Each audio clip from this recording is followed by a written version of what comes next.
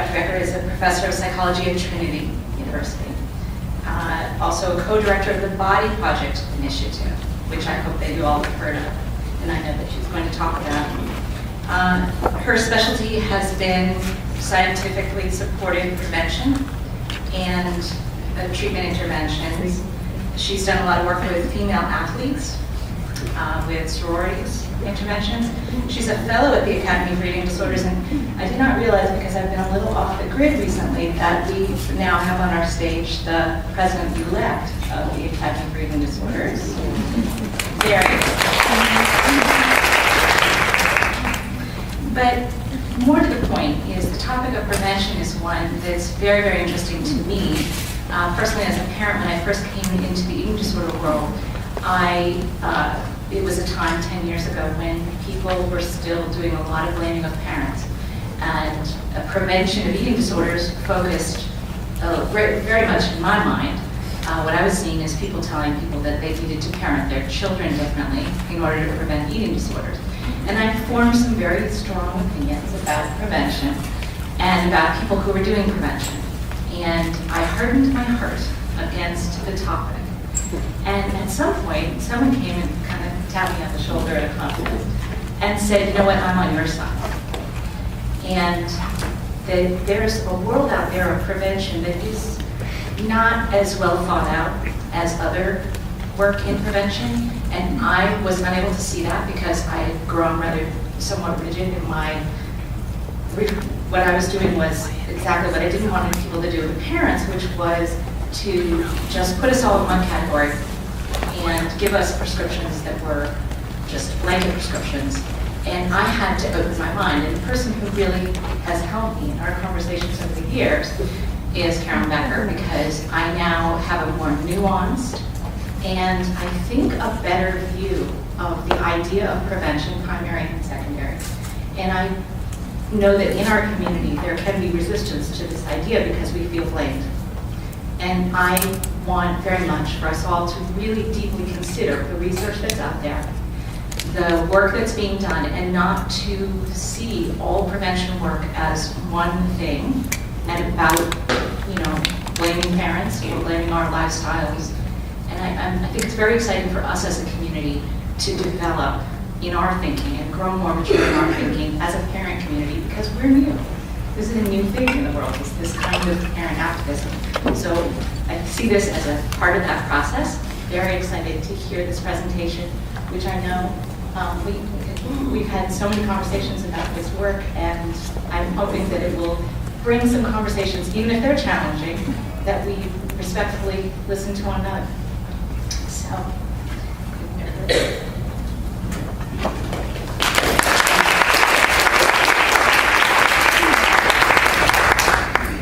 So some of you already discovered I like to move around a lot, so I'm going to go with the automated mic. First, I want to thank FAEST for inviting me here. I was really honored and touched to be included in this. And I also specifically want to thank Laura, because I have learned as much from our conversation as you have. And I certainly, I like Lucine, I'm going to say that I can look back on some of my earlier work and feel that I phrased things wrong, was not as careful as I should be in talking about some things. And I think that's a large part of what I'm going to be trying to do today, which is sort of get us all on the table so that you all can also be, in many cases, better informed about how I think we should be thinking about this than many people out there who would claim they're doing prevention.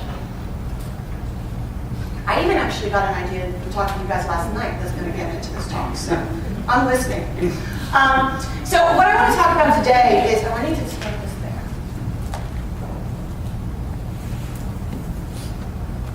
Okay. So what I'm going to do today is really address a number of questions. One is why prevention? I mean, I think we do need to ask that question. And then I want to spend a little bit of time giving you some important information in understanding prevention research. And I don't want us to bog down, and I want you just to bear with me. I'm not going to make you memorize lots of terms and stuff, but I do want to give you a sense of the complexity of all of this. I think one of the things that happens in prevention research, like many other areas, is we simplify things to the point that it simply becomes inaccurate. And what I want to do is bring some of that complexity back into it. I want to talk a little bit about research methods and what I consider the holy grail of prevention. What does that actually mean to prevent an eating disorder? I'm going to talk about current evidence and really ask the question, can we prevent any eating disorders? And I want to highlight the nature of that question. This question is not, can we prevent all eating disorders? Because if that was the question I could answer right now, the answer is no. Done. End of story, I can walk off the stage. The question is, can we prevent any eating disorders? And so we're going to be looking at sort of groups of eating disorders and which ones might we be able to prevent. And then I really want to talk about the limitations of the current evidence and issues that need to be addressed. And there are plenty of limitations that we need to deal with. Now I want to spell out the assumption, this is where I'm coming from, because not having this laid out at the groundwork, I think, also leads to many problems. So I'm just going to read this out loud. I have really bad slide presentation rules, but I'm just going to do it anyway. So where I'm coming from is that, like virtually all forms of mental illness, eating disorders are complex conditions with a complex etiology rooted in biological, for example, genetics, psychological and cultural factors. There is no single risk factor that accounts for the development of eating disorders, at least none that we know today. Eating disorders result when a perfect storm of risk factors collectively clears some threshold that leads to disorder. And that complexity is at the heart of etiology. And so we need to move away from the search for simple answers. Now, maybe 20 years from now, we will find some simple answer that we were missing, but this is where I think we are now. So why prevention? Why should we be focusing on prevention? I mean, I think the majority of people here are here because you have actually moved beyond that. You have had to deal with the treatment issues. So the question is, well, why do we need to back up and look at prevention? One reason to look at prevention is because we still don't have optimal treatments. And so if we could potentially prevent some cases that might not respond well to treatment, that would be a good thing. Treatment is also expensive. We live in a world of finite healthcare resources, and at least in other areas of healthcare, and I'm not referring just to mental illness, I'm actually referring more to what would be typically classified as more physical illness. Prevention has actually proven less expensive than treatment when we've managed to be successful. Hopefully the same would be true for eating disorders. I don't think we've yet proven that. We're going to have to do cost-benefit analyses, and people are starting to move towards that, but ideally. Some reasons why prevention can be cheaper is that treatment requires highly trained specialist providers, and those are expensive. And ideally, if we develop prevention interventions that can be delivered by lower-cost providers, Alan Kasdan and a number of his co-authors have been writing, I think, very strongly that to reduce the burden of the global burden of mental illness, and eating disorders folds in there, we cannot continue to rely on a model that is predominantly one-on-one psychotherapy and simply on expensive care. That will never address the global burden of mental illness. We've got to think more broadly than that. I think the other one is that even successfully treated cases and their loved ones suffer. I think that was really evident in the panel, where we have families that are having their daughters respond to treatment. But for those of you who are even completely on the other side, where you have children that have really recovered, it was a painful process. And if we could prevent people from having to go through that in the first place, that would be ideal. Many individuals also don't have access to treatment. And even if we can only prevent some eating disorders, then ideally that should free up treatment resources. So that's sort of the rationale that we have behind prevention. You have to bear with me, I'm kind of a math idiot. Why is this one? There we go, I got it. I'm like, this is like bilingual for me, and I'm definitely struggling. Okay, so understanding prevention research. I think the first thing to understand is, how do we go about doing that? Like, what are we trying to do if we're trying to prevent an eating disorder? We can't just walk up to an eating disorder and say, thump you on the head, I choose to prevent you. That doesn't really work. So what we do is we target are potentially modifiable risk factors. So these are things that increase risk for the disorder that at least theoretically seem like they should be something we could change. The idea is that if we reduce risk factors enough, we can change the rate of onset of the disorder. And I'm going to use the example of smoking and lung cancer a lot today, because I think that's something that we as a culture have a lot more experience with. So the rationale behind a lot of smoking cessation efforts was that we would reduce the onset of lung cancer out there by changing the behavior of smoking. So smoking was seen as a potentially modifiable risk factor. Smoking is considered the most potent risk factor for the development of lung cancer. But as you're going to see, it gets a lot more complicated really quickly, even with smoking. So smoking is a potent risk factor for the development of lung cancer. And so the idea is if we can reduce smoking enough over a course of a population, we should see a reduced incidence of lung cancer. And indeed, we have seen that. So smoking cessation does work for reducing the incidence of lung cancer. But be aware, smoking cessation does not remove all lung cancer cases. So even though smoking cessation is a very good prevention strategy for reducing the onset of lung cancer, it does not eliminate lung cancer. And we're going to get into some more factors related to that. So why am I talking about potentially modifiable risk factors? Well, it's important to realize that many risk factors cannot be changed, okay? Gender is one of the most potent risk factors for the development of eating disorders. It cannot be changed. Nothing we can do about it. So it's considered a risk factor, but it's not one that we can modify. So that's not a good target for prevention. So targeting gender is no more a good idea than walking along and trying to smack the eating disorder on the head and saying, I prevent you. Not going to change that. At this point, we currently cannot modify genetic risk. Now, maybe someday down the road we will be able to. I don't think it's likely anytime soon, but I do recognize there are a lot of efforts to learning enough so that maybe down the road we could. I think that would be great if we could do it. I think more likely is we may, in the closer future, be able to modify some epigenetic risk. And epigenetics have to do with the interaction between environment and genes. I'm not an epigenetics person, and this is the end of my epigenetics talk. But I would just say that I suspect that that is likely more modifiable in the near future than straight up genetics. So we can move on from that.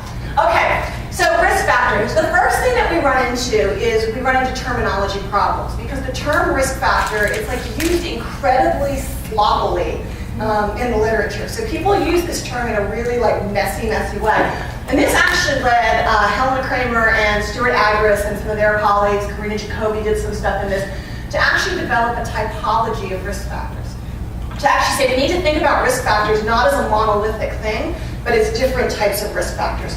You do not have to memorize what we're about to go through. I just want to give you a sense of the complexity in terms of how we think about risk factors. Okay. So one thing that we have is a non-correlate. That just means it doesn't matter. It's not at all associated with eating disorders. This one I'm going to stop for a moment on because this is one that comes up regularly with one of the risk factors that I work with, namely body dissatisfaction. So then we have correlates. And correlates are basically something where there is an association between the factor and the disorder. So for instance, oftentimes I will get asked by people, is body dissatisfaction really a risk factor for eating disorders, or is it just associated with eating disorders after the onset of the disorder? And that would be what we would call a correlate. So the way we establish correlates is we use cross-sectional studies. So if we basically take all of the people in this room and we assess you for a whole different bunch of factors. We find some factors are associated with one thing and other factors associated with others. We can say they correlate together, where there's an association. In order for something to be a risk factor, it has to be predictive. Namely, it has to occur before the onset of the disorder. So for body dissatisfaction, I'm just picking one, to be considered a risk factor for the onset of an eating disorder, at least in some people, it must occur before the onset of the disorder. And just to clarify this, let's go back to our smoking analogy again, okay? Smoking is a risk factor for the development of lung cancer, all right? If this half of the room smokes, starting in your adolescence, and this one doesn't, you will develop more lung cancer, all right? And we find that smoking precedes the development of lung cancer. However, it is completely possible that some of this group will also develop lung cancer, and we're going to get into that piece in a little bit. And it might be that one or two of them might actually pick up smoking after they develop lung cancer. So just because smoking is a risk factor for lung cancer doesn't mean it can't also occur after the development of the disorder. Because most disorders that we look at don't only have one risk factor.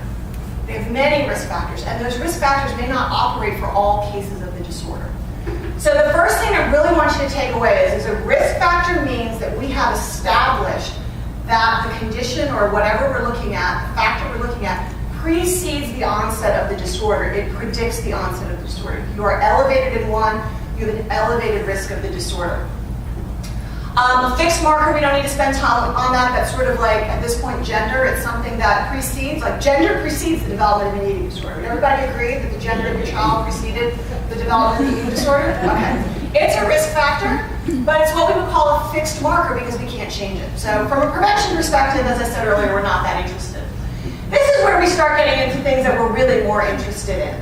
We're interested in risk factors that can be changed, and ultimately risk factors that we can manipulate. So some risk factors actually change on their own. Age changes on its own, but I can't manipulate age. So as a preventionist, age is useless to me. It can tell me whether people are more or high risk, but I can't change it. Like I can't walk up to Laura and suddenly make her 5 years younger. I can't manipulate it. What I really want are variable markers. I want variable risk factors that can change, but that I can change purposely, that we can manipulate.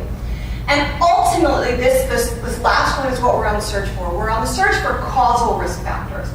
These are risk factors where purposeful manipulation does actually change the onset of the disorder.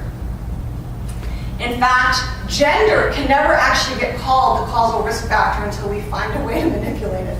Until then, it doesn't get to qualify in here. Smoking gets to qualify in here because we've shown that when we manipulated smoking, we change the onset of lung cancer. That is sort of one of the things we're really looking for. We're looking for those causal risk factors. And the only way, though, to prove that something is a causal risk factor is to successfully manipulate it at a level that is significant enough that you actually do change the onset of the disorder. Before then, it doesn't get caught up in that category. Is everybody with me? Any questions on this? This is the most tedious part of the talk, I promise. Okay. All right. So here's some other important considerations. We have things that are specific risk factors and we have non-specific risk factor. And what this basically means is a risk factor is specific if it puts you at risk just for one disorder. These are actually incredibly hard to find. As you're going to see in a minute, smoking will fall under the non-specific group. So for example, childhood sexual abuse is a non-specific risk factor for eating disorders. It increases risk for a whole host of problems. And many, if not most, risk factors for eating disorders are likely non-specific. They increase risk for many forms of mental illness. Gender actually is non-specific. Gender increases risk for depression. So lots of things are non-specific. Now this I borrow from my good friend Tim Brewerton, and I want you to know that non-specific does not mean non-important, because going back to my example of smoking, smoking is a non-specific risk factor for the development of lung cancer. Because smoking increases your risk for larynx cancer, esophageal cancer, cardiovascular disease, cerebrovascular disease, chronic bronchitis, emphysema, bladder cancer, pancreatic cancer. It also increases your risk for kidney problems. So smoking is considered a non-specific risk factor, but I think we can all agree that it's a pretty important one. I mean, it's sort of the single worst thing you can do for your health. So it's a non-specific risk factor, but non-specific does not mean non-important. Okay. Last thing I want to keep in mind, even causal risk factors, even that like holy grail of risk factors, may not apply for every case or always cause. So let's go back to our smoking example. Not all cases of lung cancer are caused by smoking. In fact, I've looked this up in a number of places. Approximately 10 to 15% of people who die from lung cancer never smoked. And only a small percentage of those are accounted for by secondhand smoke. So it's not only non-specific, you can smoke and not get lung cancer, and you can also not be a smoker and still get lung cancer. But if we reduce smoking, we still reduce the onset of lung cancer in our population. And so the main reason I wanted to go through this is I want to make sure that we understand that when researchers target one particular risk factor, it does not mean that we are negating or denying the importance of other risk factors, nor are we saying that that risk factor was necessarily implicated in the case of eating disorders in your child. So it's perfectly possible for some risk factors to have influenced your daughter's case, and it's possible that a completely different set of risk factors influenced your daughter's case. And so it's never just one set. And so really I think the take-home message for this is, again, it's complicated. My students really get sick of this word. They're always like, it's complicated. We get it, it's complicated. But it's also to realize that, if we talk about one risk factor and you're like, that doesn't apply to my child, that's okay. It very well may not. The problem is if preventionists come along and say, it must apply to your child. Then you can now, on the basis of this talk, go, you're wrong. You already knew that, but now you also have extra evidence. Okay, so the takeaway from this most tedious part of my talk is that important prevention risk factors that can be manipulated to reduce the onset of eating disorders across a given population may be neither necessary nor sufficient in the development of an eating disorder in any single case. Which just, again, means that we can't be looking for simple models and simple answers, even in this area. All right. So what are the best practices? Because one of the things that you're going to see out there as parents is you're going to see a myriad of people coming into your schools claiming that they're going to prevent eating disorders. And you're going to sit there and you're going to look at this thing and go, there is no way on earth this is going to have prevented my child from eating disorders. And you're right. For a whole bunch of reasons, as you're going to see when I get into the actual research. So what is good prevention research then? Like, what are we really looking for? All right, so the first thing is we want to target those potentially modifiable risk factors that we think may be causal. Again, we can't call it causal until we successfully manipulate it and we reduce the onset of the eating disorder. So examples from other areas, when we target elevated cholesterol, target elevated blood pressure, diet and exercise to reduce cardiovascular disease and heart attacks. That would be another area of prevention where we target risk factors to try and reduce things like heart attacks. This is the optimal methodology. We optimally should use a randomized controlled trial. So if I take this room here, this portion of the room, did I give you smoking last time or not? Okay. So this percent of the room actually gets the intervention, so hopefully we reduce your onset, since I gave you lung cancer last time. So this percentage of the side of the room gets randomly assigned. The individuals just happen to be randomly assigned to my intervention. This side of the room is going to get randomly assigned to a control group. That could include where we just assess them. It might include a placebo of some sort, or it might even include another intervention. And then what we need to do is determine if there's a difference in the onset of the disorder. So do you develop fewer eating disorders over time than you do? If you develop less eating disorders than this group, then we would say that we have actually achieved prevention. What does this mean? Well, first thing it means we have to follow participants for long enough. You can't do these studies and follow people for 1 week, 2 weeks, 3 weeks. You've got to follow them long enough to give these people time to get sick. So we have to follow it. And what the research basically shows is a minimum of a year. Preferably 2 to 3 years, and ideally we would follow longer.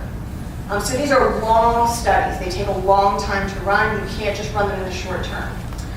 The second thing we have to do is we actually have to assess eating disorder status. So I hear a lot from people about the difference between disordered eating and eating disorders and all of this. In order for us to say, this is the way I and some other people would interpret it, to say that we have actually prevented eating disorders, we have to assess all of you using gold standard assessments to determine whether or not you actually developed more actual cases. In all of the research I'm going to present, we do that with the eating disorder examination. So we use the gold standard for research trials to determine actual case status. Not a continuous measure of disordered eating, but actual case status. And we compare, as I said earlier, the onset of new cases to the onset of old cases. Now, I'm going to say in a few minutes that some of the conversations we had last night, I think, actually make this even a little more complicated. But I would say that this is what we would consider the holy grail of prevention. When we say that we have prevented an eating disorder, this is what we mean. You've developed fewer cases than you. So you guys had 10 new cases, and you had 2 new cases. Then I can say I have prevented eating disorders. We also often assess risk factors to see if they influence the trajectory. Okay, so what are the problems and challenges?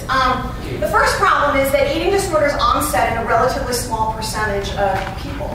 This is the reason we fight for funding in the world of eating disorders. because there's a relatively low onset rate. So we need very large samples. So you'll see people running treatment studies of 100, 200, those are considered large.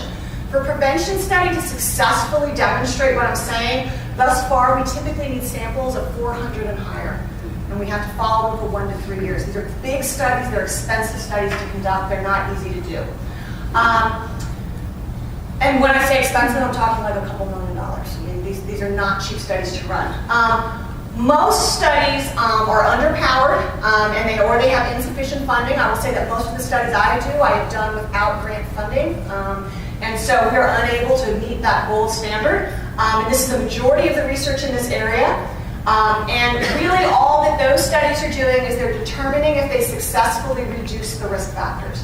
Now this is common in medicine as well. You'll find lots of cholesterol studies out there, but people who have drugs, and what they show is that they reduced cholesterol. So I have my drug, you guys can get the drug this time, you guys don't get the drug. You have reduced cholesterol, and you guys have elevated cholesterol. I can successfully say my drug reduced cholesterol, and I've reduced a risk factor. But unless I follow you long enough to make sure that you develop fewer heart attacks than they do, I have not prevented heart attacks. I've just reduced a risk factor.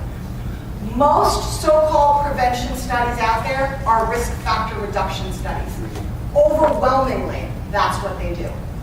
And by overwhelming, I'm talking 98, 99%. They are risk factor reduction studies. I'm trying, in my role as someone who reviews paper and stuff, to call out people on titles of papers. But most so-called prevention studies out there are not prevention studies. They're risk factor reduction studies.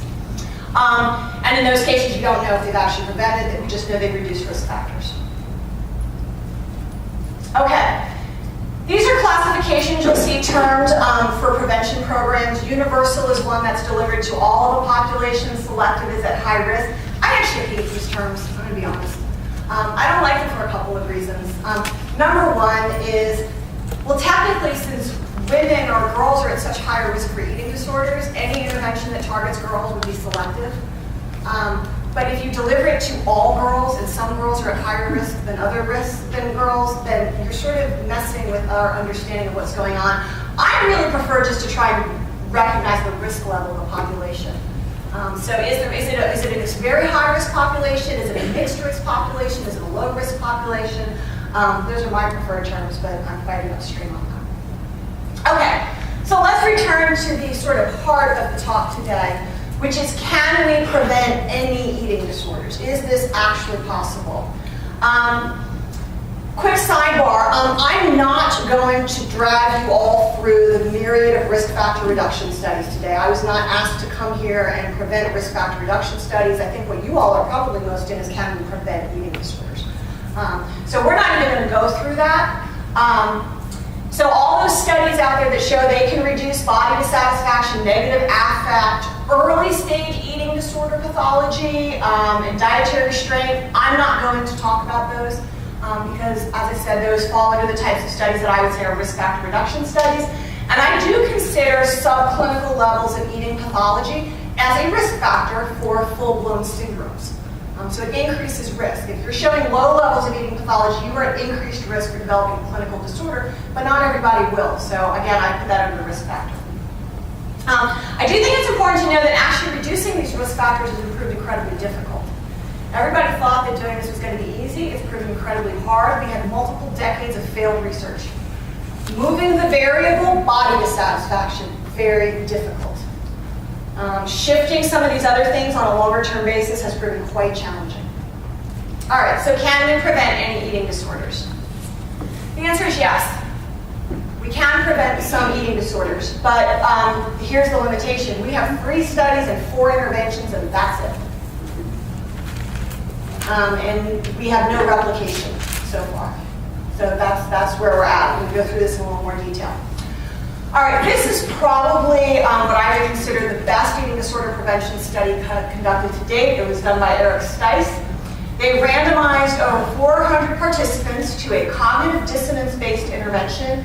That would be the body project intervention that Laura mentioned earlier, to what he calls a healthy weight intervention, They also did an expressive writing placebo control. That's where you ask people to sort of write about difficult things that have gone on in their day or over the past week. And then they had an assessment-only control. They did what I said earlier. They used the gold standard eating disorder examination as a way of doing their diagnosing. And what they found was that there was a 60% reduction in the onset of eating disorders for the dissonance-based group at 3-year follow-up. So it was 6% in the dissonance-based group compared to 15% in the assessment-only group. So they followed their participants for 3 years, and 3 years later, they had 15% of the assessment-only group onsetted a new case, and in the dissonance-based intervention, it was only 6%, the body project. Theoretically, that means that for every 100 participants that went through the body project, we could have 9 fewer cases. Now, important things to note, it didn't go to 0. This is not saying we're preventing all eating disorders. It's saying we prevent some eating disorders. And I want to talk a little bit later about the sample that was here, because that also provides some limitations to the findings. I will say that this was an incredibly clean outcome. Actually, Eric did not do this analysis when he first submitted the paper for publication because he didn't think that a 3-hour intervention could actually prevent an eating disorder. He didn't believe it would happen, so he never ran the analysis. A reviewer asked for it to be run, and so on the second round of the manuscript, they ran the analysis, and this is what they found. They ran it once. They didn't run it again. This was not fudging the data, manipulating things, searching for stuff. This was a very, very clean outcome.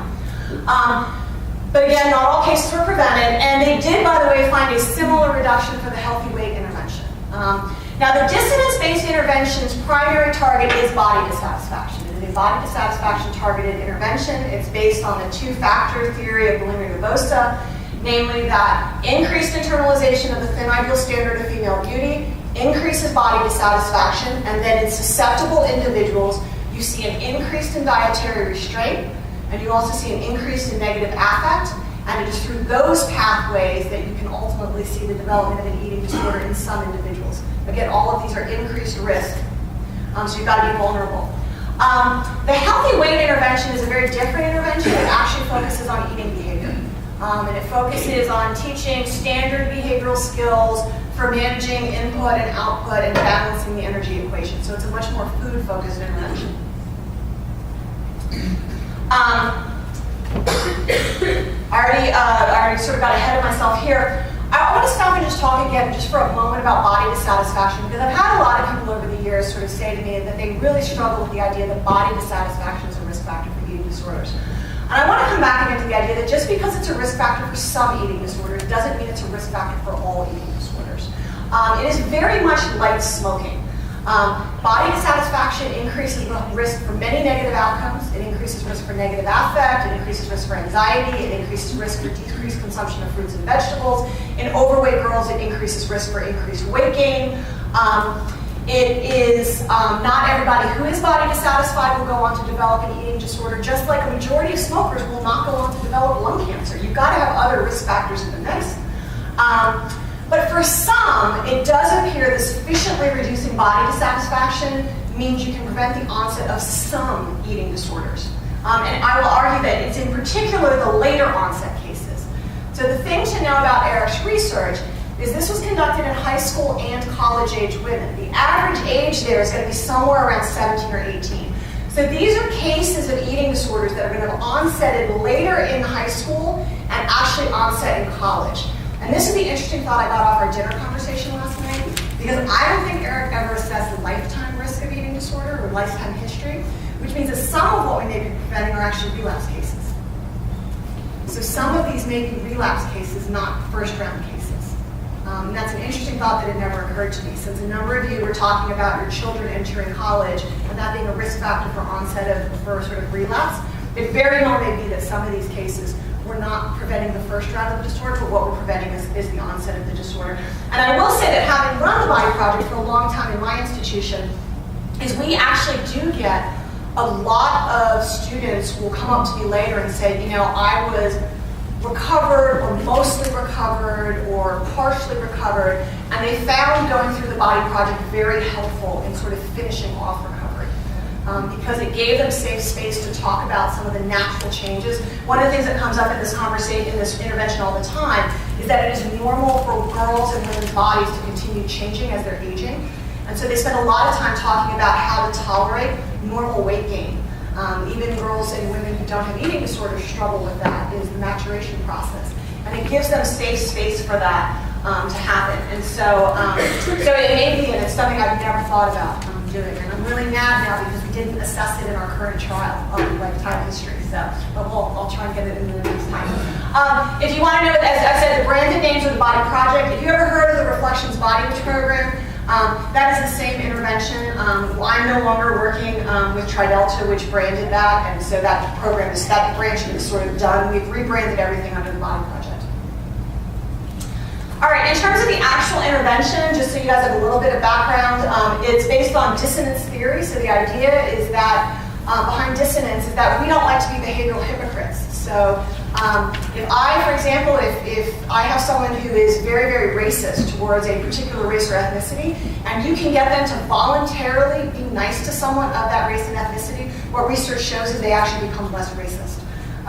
So in the case of this intervention, what we do is we target the thin ideal standard of female beauty, and we have, in an interactive forum, have participants speak and act against that standard, with the idea that that theoretically reduces buy-in and then creates a cascading effect. Decreases body dissatisfaction, decreases negative affect, decreases dietary restraint, and ultimately for those who are at elevated risk may decrease eating disorders. And these are just some of the activities that we engage in that intervention. The healthy weight intervention, which I said also reduced the onset of eating disorders similar to the Body Project, teaches participants to appropriately balance intake and output to reach an energy balance and to manage their weight in an obesity-promoting environment, which I think is probably reassuring for some people who feel like they're really struggling. It encourages participants to take small steps in changing input and output to pursue a healthy ideal. The way I define the healthy ideal is however your unique body turns out when you're doing all the things necessary to appropriately and simultaneously maximize physical health, mental health, and quality of life. So they cannot all go to the absolute top. It's about getting them all as high as possible in a shared fashion. We encourage increased consumption of fruits and vegetables. It's standard behavioral strategies, including some motivational interviewing strategies. This intervention has yielded reductions in onset of obesity. Interestingly, it was developed as a placebo-controlled intervention, and then it just sort of happened to work. It wasn't supposed to work. It was designed as a failed intervention, and it failed at being a failure. Can I ask you a question? Sure.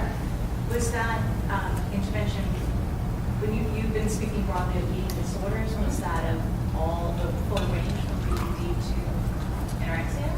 That data is not 100% clear, but my reading of it, as best I can, is it's predominantly more bulimia, nervosa, and binge eating disorder. Was there a difference between The two Body interventions Project and healthy weight? I have not seen any data. I don't think they analyzed it. And I don't think the numbers were high enough to do that. That's an interesting question, I think, to figure that out. In terms of Student Bodies, so Student Bodies is an online program. This was developed by Bar Taylor and Denise Wolfe and their colleagues at Stanford University.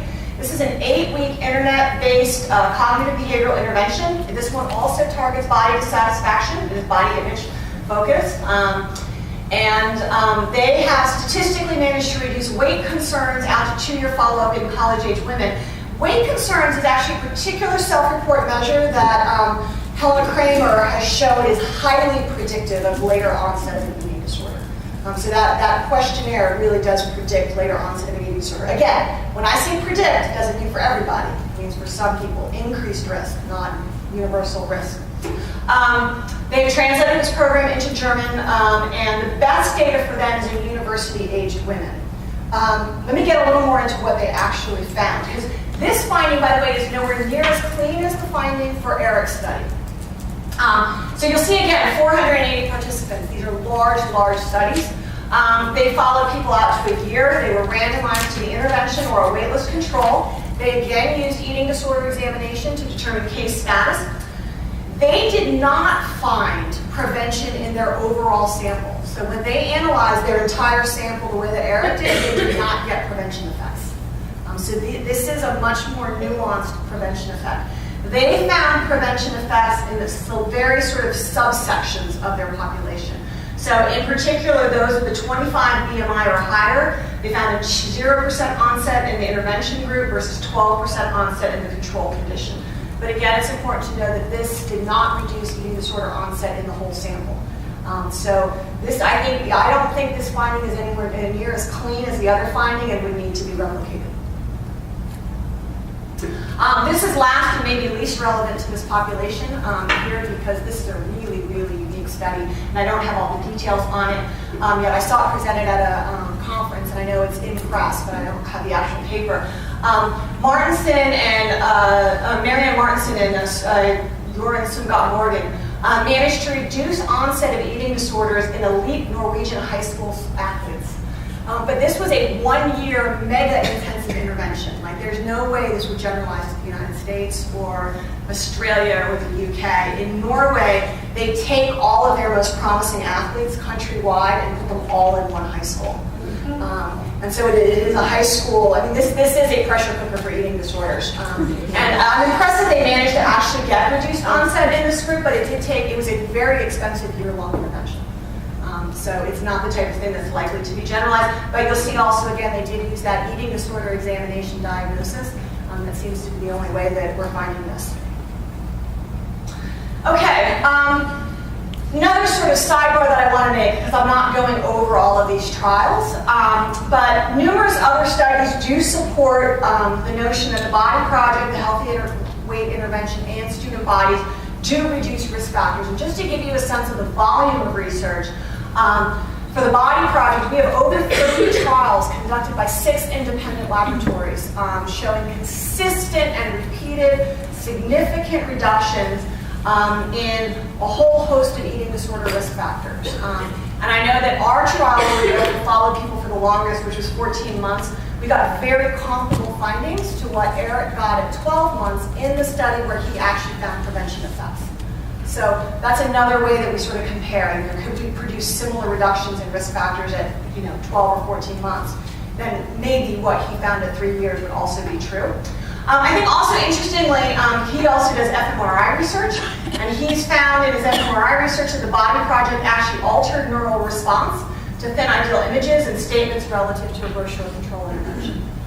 So they're seeing different brain activation in response to some of the stimuli.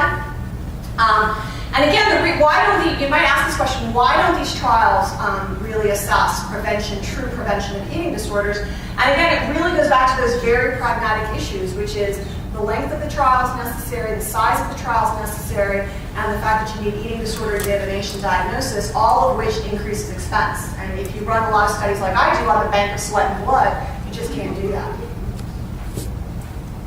All right, so to summarize the reasons for optimism, prior to 2000, we had several decades of failed attempts to even budge risk factors. Like, we couldn't even move the risk factors. So for 20 years, we could not move the risk factors. The fact that we can now, with a few select programs, consistently move risk factors is a reason for enthusiasm. We now have 2 programs that I would say have developed true prevention effects. That's the Body Project and the Healthy Weight Intervention. We have a 3rd program, Student Bodies, that is promising in terms of true prevention effects, but I think we need another study there at least. Unfortunately, NIH, by the way, won't fund replication studies. So if we do it once, they're sort of like, okay, we don't want to pay you to do it again. So that's another problem that we have.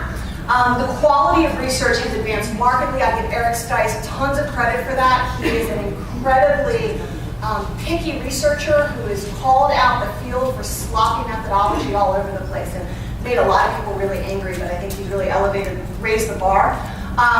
We are starting to identify causal risk factors as defined by Kramer and colleagues, which I think is progress. And we've also demonstrated that we can use cost-effective community providers to deliver the Body Project and the Healthy Weight Intervention, and we have a train-the-trainers model, so we can do this on the, not super expensive.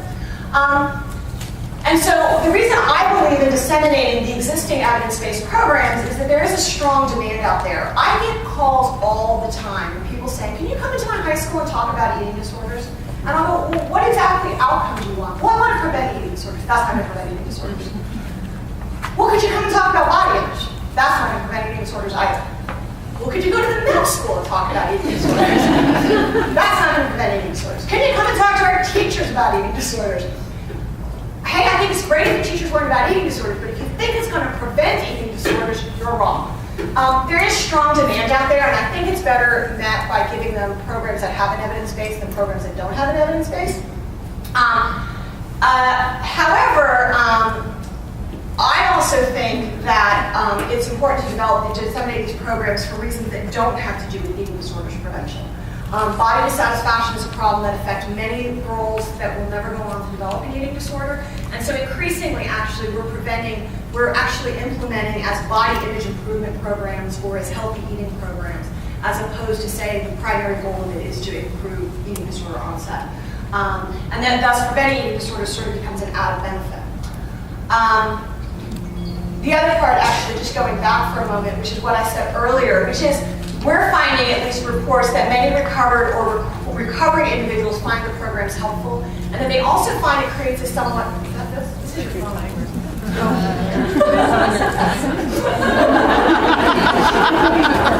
was like, wait a minute, I checked 2 seconds ago and I had 20 minutes. So the other thing that I would say out there is that I think one of the things that these programs can do is they can create somewhat less toxic environments for your girls to go back into. So that if we can improve the overall body image discourse, then when your girls have recovered, they don't go into an environment where their friends come up to them and go, let's go on a diet, or let's really restrict what we're eating, or you know what, I really want a thigh gap, don't you? Let's not eat until we can get a thigh gap. That's not helpful for someone who's recovered from an eating disorder. And so one of the hopes that I have is that if we can get these programs out there, we can create less toxic environments for people to go into after they've recovered. All right, so on the basis of this, I have some people who are like, yay, let's prevent. I'm a horseback rider, so I like throwing horses into my slides. But what I'm going to say is slow down, because Houston, we have a problem. In fact, I'm going to argue that we have no problems. And so this is where I move from the optimistic side to the pessimistic side. So this talk basically goes like boring research, optimism, pessimism. That's where we're going. First problem, we have only prevented later onset disorders. And so I know from listening to many of you, your daughter's disorder onsetted 10, 8, 11, 12, 13, 14. We have no evidence we can prevent those disorders. None whatsoever. If somebody tells you that they have a program that can prevent those eating disorders, send them my way and I will call them a liar. Or maybe just not understanding what they're talking about, one of the two. 2 out of the 3 programs, this is another limitation in literature, have focused on body dissatisfaction, and very body dissatisfied girls and women were recruited for both trials, meaning it was very selective samples that went into these studies, which means that when we implement them on a more universal basis, doesn't mean we will actually successfully find those kinds of numbers. I also think we need to begin to target other risk factors. For instance, core perfectionism, though there is a question whether this is a variable risk factor or a fixed marker. We don't yet know how well we can manipulate core perfectionism. Going back even further, Cindy Bulick has done a really nice job. I was with her at Shepherd Pratt last spring for their symposium, and she did a lovely talk highlighting pregnancy issues, weight trajectories, prenatal factors, breastfeeding, all as increasing risk for the development of eating disorders. And so those may be targets for prevention. So I want you to not walk away with the idea that we should only be thinking about prevention in terms of things like negative affect or body dissatisfaction or anxiety, but we can be looking at much, much earlier things. And I don't know of any research in the area doing that. And that might move back to some of the epigenetic stuff. We also probably really need to look at negative affect and anxiety. Interestingly, I know Eric's got some stuff in depression. It's a lot harder to recruit for those trials. But I would say we really need to start looking at anxiety, not depression, but anxiety. And I would like to see us start moving in that direction. There are some reasons why that's more challenging, but we definitely need to expand the range of risk factors that we're targeting. Another problem, as I've already highlighted numerous times, the so-called prevention literature is dominated by risk factor reduction studies. And we need to do better than that. We need to get better funding and we need to design better studies so that we can do true prevention trials. You can get them funded. I mean, Eric's done it. We are currently doing one with female athletes. We got that funded. We're powered at a 500 athlete trial to see if we can prevent onset of eating disorders. In that case, we are using a very, very modified version of the healthy weight intervention. So we're going with I call it a healthy ideal intervention. So we're going more on the nutrition angle, which fit better with the sport world. And then here's the part that I think you will probably really resonate with all of you who have fumbled through the non-evidence-based elements of the treatment world, which is most preventionists, so-called preventionists out there, are not evidence-based. Many of the strategies that they're using we know don't work. I was actually at the Academy of Eating Disorders doing a meet the experts thing at a table, and along comes this lovely girl from Florida who sits and explains how she had an eating disorder and she's really passionate about prevention, and how this group in Florida had developed a program and they disseminated to 5,000 girls in Florida, and they managed to get school time to deliver this. And I said, well, can you tell me about your program? And she describes it. And I said, well, I hate to say this, I hate to be this blunt, but unless there's a magic ingredient there that I can't see, that program doesn't work. We have plenty of research to suggest that that program does not work. And we're seeing people do that all over the place. I mean, all over the country. Everybody wants to create their own program, and they want to do it based on common sense, and we've studied all of that stuff, and it doesn't work. So we've got lots of stuff that doesn't work. We have made some progress. Dove, I will say, for a while was notorious for disseminating stuff that didn't work. They have actually now been sufficiently called out, and we've infiltrated their advisory board with evidence-based people. And they, in their initiative with the World Association of Girl Guides and Girl Scouts, decided to modify the Body Project. And that's what they're going to be implementing at the Girl Scouts level, is a modified version of the Body Project. Eric and I are still like, but we need to put that version into a randomized trial to determine if it actually does what it's supposed to do. But at least they're basing it on something that has an evidence base versus just making stuff up. So I really give kudos to Dove for making a big, big shift on that one. But overall, I would say the majority of stuff out there, it doesn't work. It's not likely to work. They're making claims that don't make sense. It doesn't fit with the literature. And honestly, that's what you're facing. Let me just briefly go. I mean, you all know what the cost of lack of research is in treatment, but let me qualify what the lack of cost of treatment is in prevention. The best example we have of this is the case of DARE, substance abuse program, widely used in 80% of school districts in the country. People were really excited because we were doing substance abuse prevention. People like prevention efforts. It makes you feel all warm and fuzzy, like you're doing something to solve the problem. And people go, well, we know it works. We see it works. Problem was there was no empirical evidence that it worked. And in fact, when people studied it, it didn't work. So this was the version implemented from 1983 to about 2001. Then they had a different version, which at least did no harm. The first version actually was evidence to suggest it was increasing rates of substance abuse. Then we had the version that sort of did no harm. My recent understanding, even though it was a little bit against what I have on the next slide, the newest version is actually based on somebody's work that actually has some evidence on it. So now 2012, 2013, we sort of got on board with the evidence-based thing.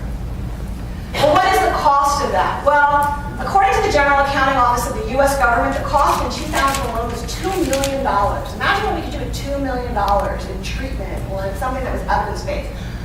More scary, though, is Shepard, who is an independent economist, put the price tag at $1 billion per year when all costs were taken into account.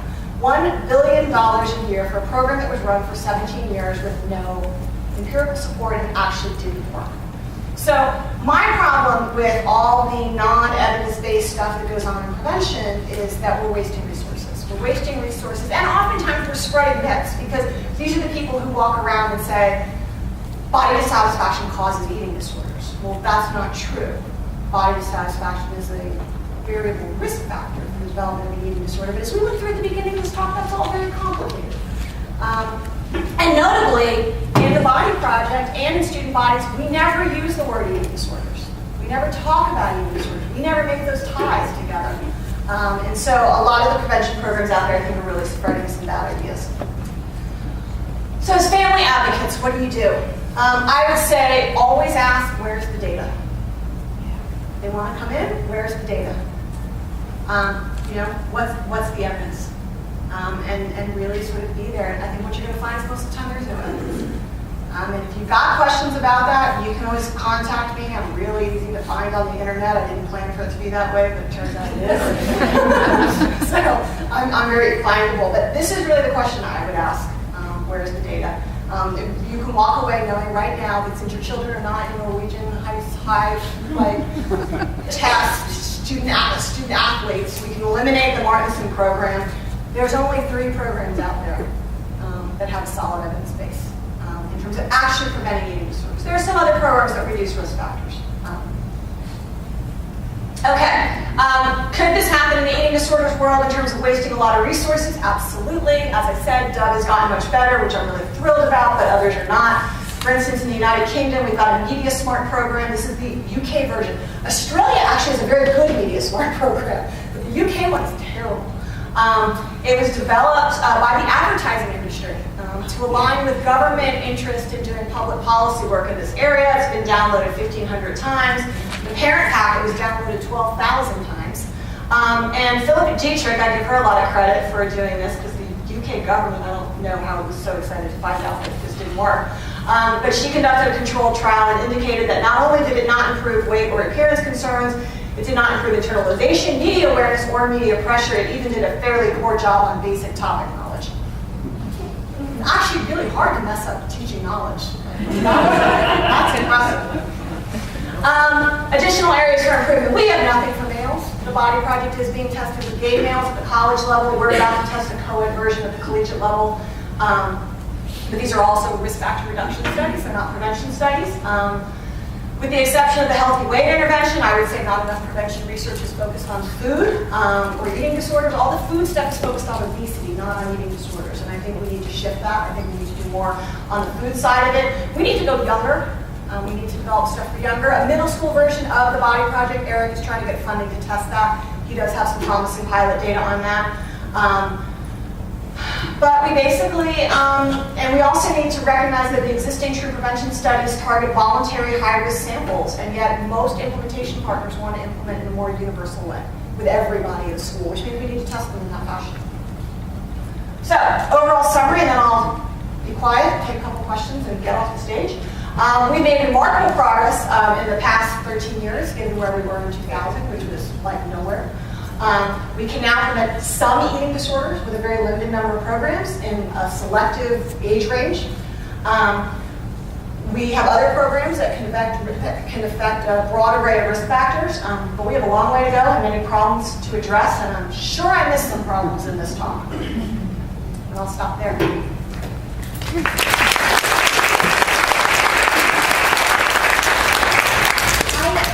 Not really a question, but I just had an idea while you were talking of how to prevent restrictive eating disorders in younger kids.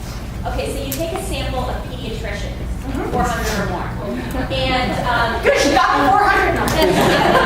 And then you randomly assign them to a treatment as usual or eating disorder prevention.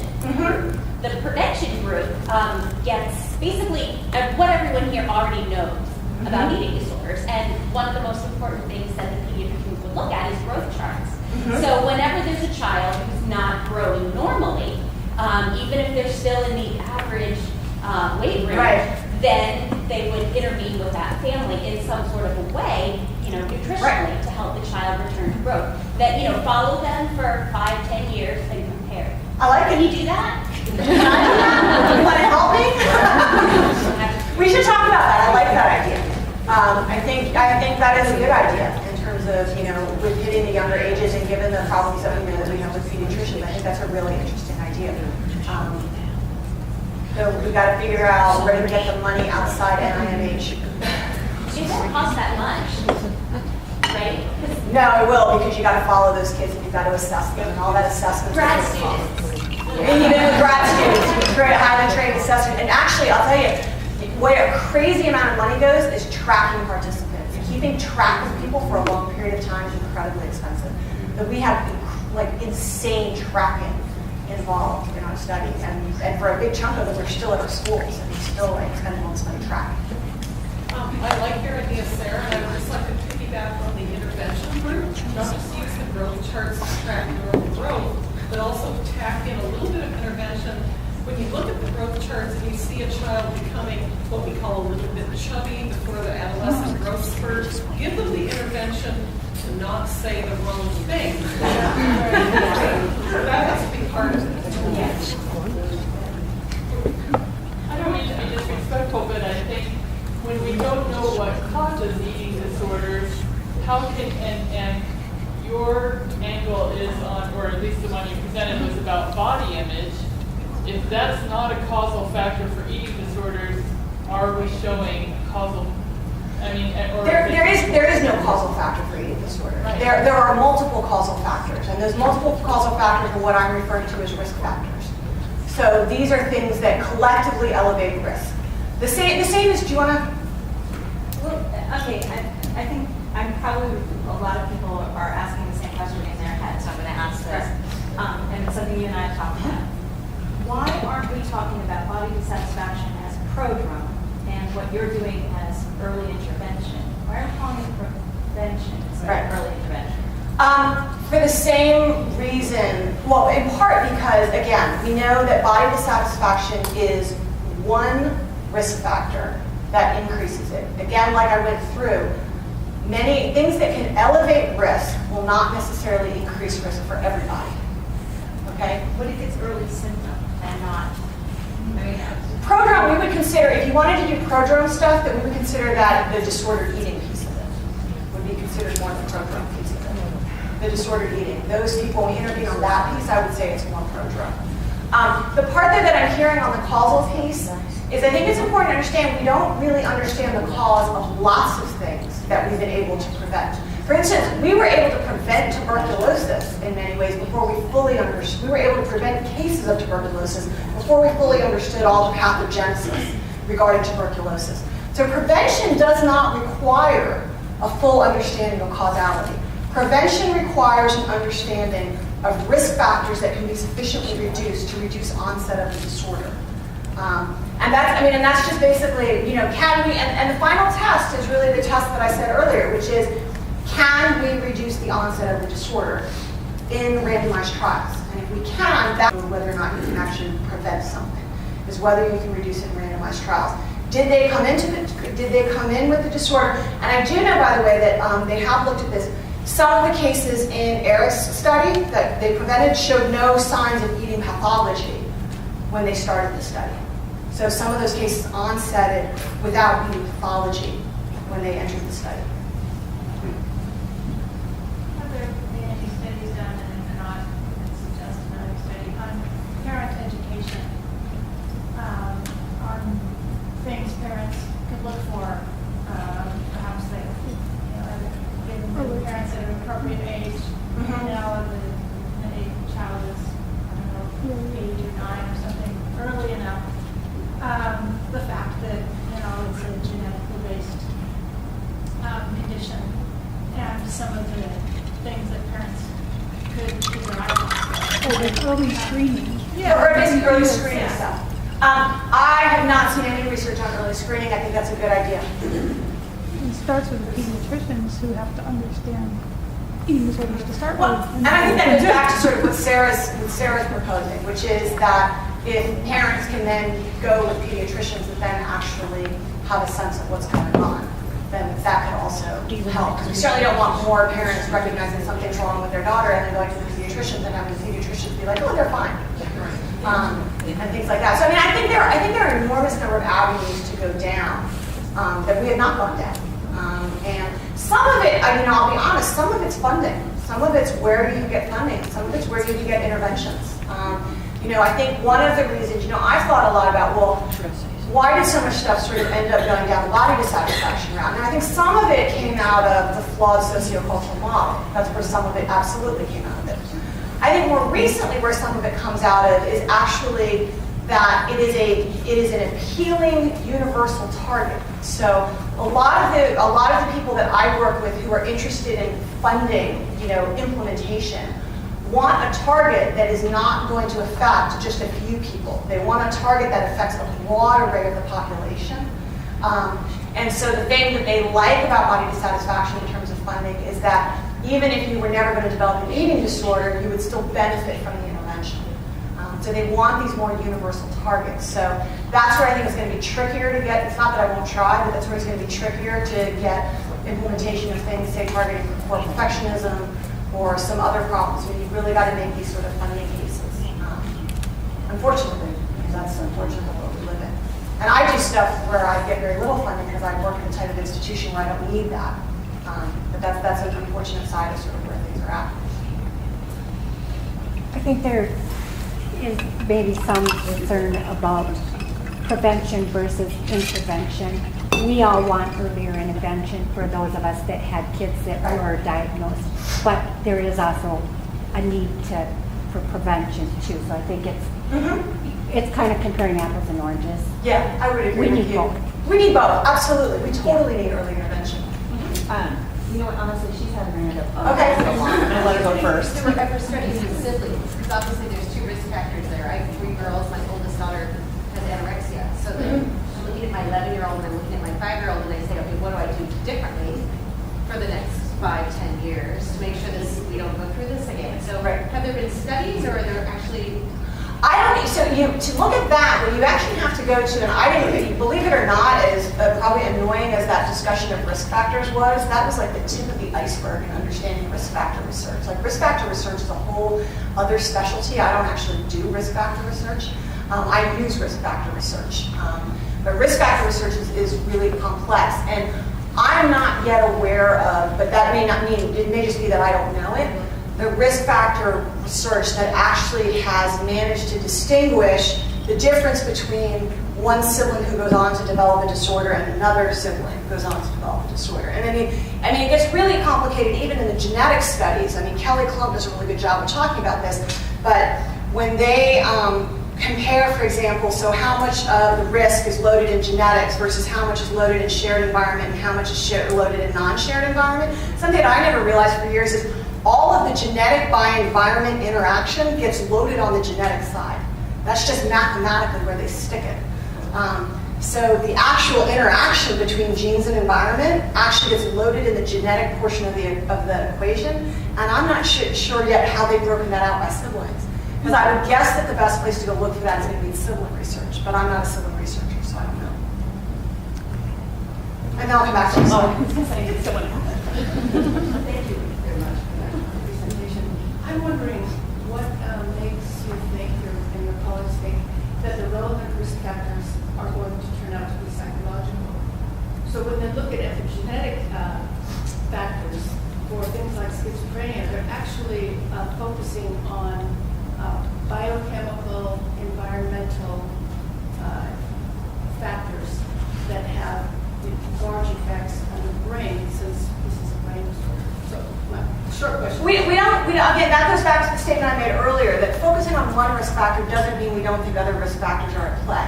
So it's not that we don't think that genetic elements and all of those are also going to play a role. In schizophrenia research, they are, as Cindy has pointed out, they're somewhat ahead of us in terms of where they have an understanding of sort of the gene piece of it. They don't have prevention programs yet for schizophrenia, to my knowledge, that have actually shown to reduce onset of eating disorder, reduce onset of schizophrenia.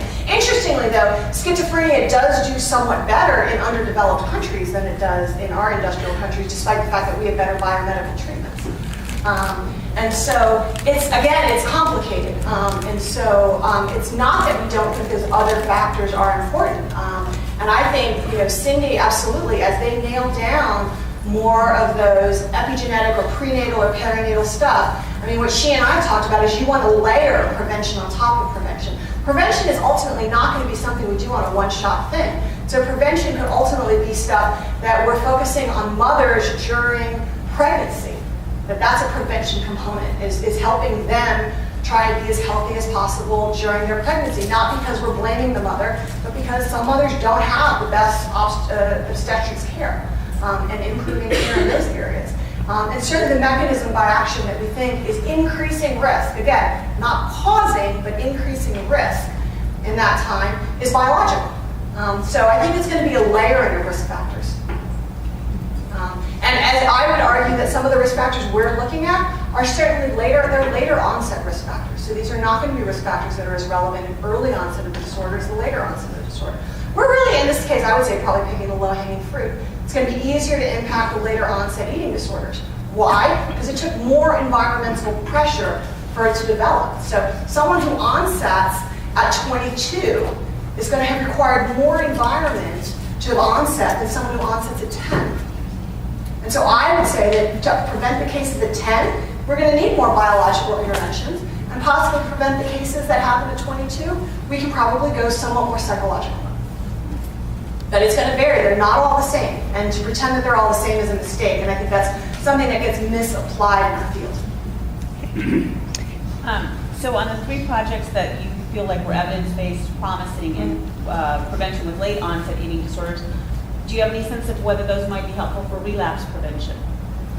Well, that's the question I have now after the conversation that we had, which is that I'm now wondering if some of the cases that they thought were prevented were actually relapse prevention.